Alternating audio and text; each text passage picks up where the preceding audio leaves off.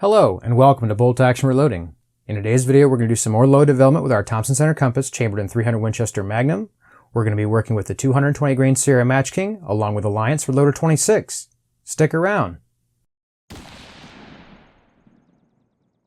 Welcome back to the channel. If this is your first time here and you'd like to see how I and the rest of the community here make our group smaller, start now by subscribing to the channel and hitting the bell icon.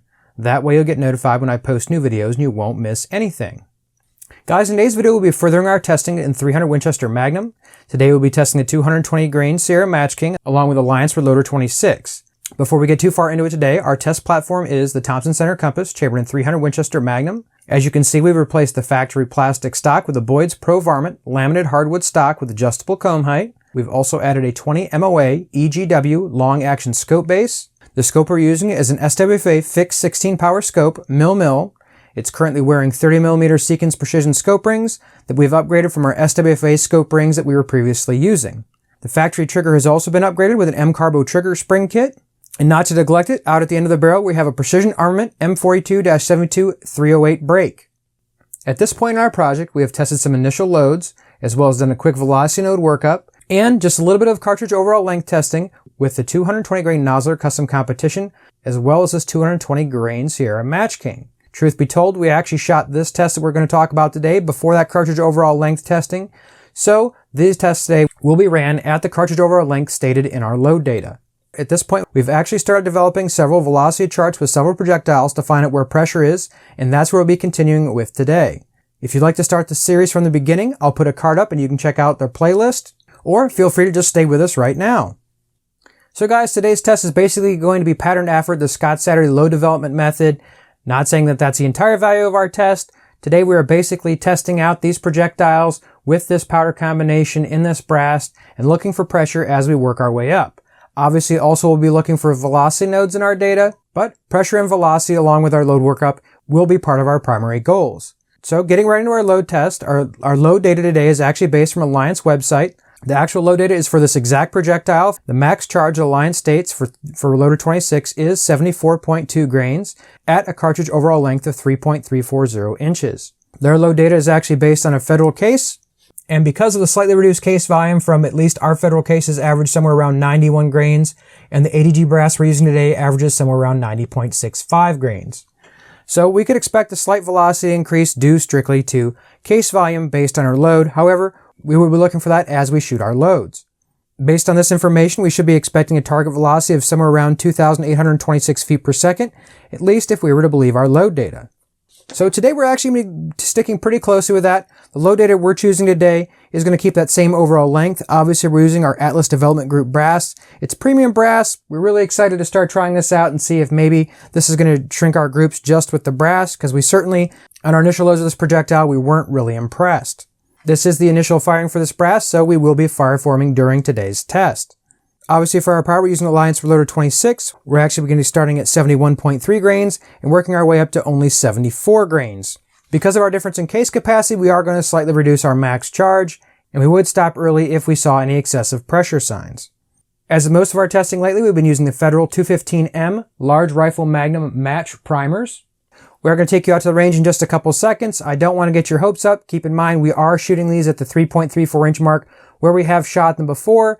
We aren't really expecting any reasonable groups, but you guys wanted to see the shooting, so good, bad, or indifferent, here you go.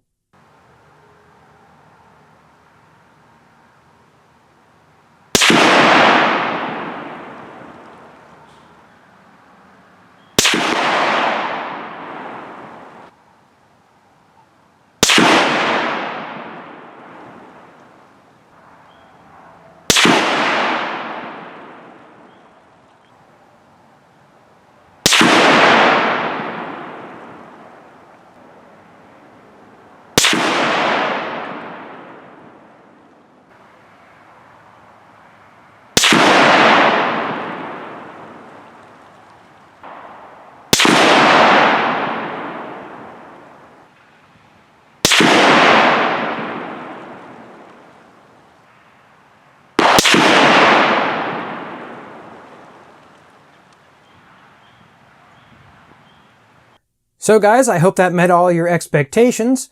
If you were wondering what the group size was, that group was actually a 2.519 MOA group. Again, we're here to look at velocity nodes more specifically, not to actually concentrate on the group size of our groups. Obviously, if you watched our coal test video, you'll know that actually moving this to about 20 thousandths off the lands should improve our groups significantly, and that's what I plan to do if we rerun this powder combination. During this particular round of load testing, I did have the scope loosen up, one of the reasons why I changed the rings. This wasn't the load where I actually found it, so how much of this load was affected by it, I really don't know, but I am fairly certain that probably this group would have been a little bit tighter had my scope not loosened up. That all out of the way, what we're really here for is our velocity graph and to look at our pressure. So we'll put a quick shot of that on the screen and we'll see that our 71.3 grain charge gave us somewhere around 2,782 feet per second. Creeping all the way up at 74 grains, we actually achieved 2,897 feet per second. About 60 feet per second over our max velocity that we anticipated to see today. Looking at velocity nodes overall, this is one of our more disappointing graphs. Looking right at the beginning at 71.3 and 71.6 grains, not sure if that's a fluke because it's the beginning of the test or if that really is a velocity node. Only further testing will tell, but really the only node that I would even want to try on this test. May seem odd kind of loading at the bottom of the graph. However, our max velocity was only expected to be 2826. Seeing that that is 2780, really not that far off of max expected velocity. And when I put this particular information to quick load, it does look like we were over pressure. So going up any further really isn't on my list of things to do. I'm sure our pressure would come down a little bit as we increase that overall length. But as far as our testing today, I think closer to the bottom end of the scale is the node that we would want to look for if we were trying to load for this. Plugging that information to quick load, it really doesn't line up with one of our barrel nodes very well.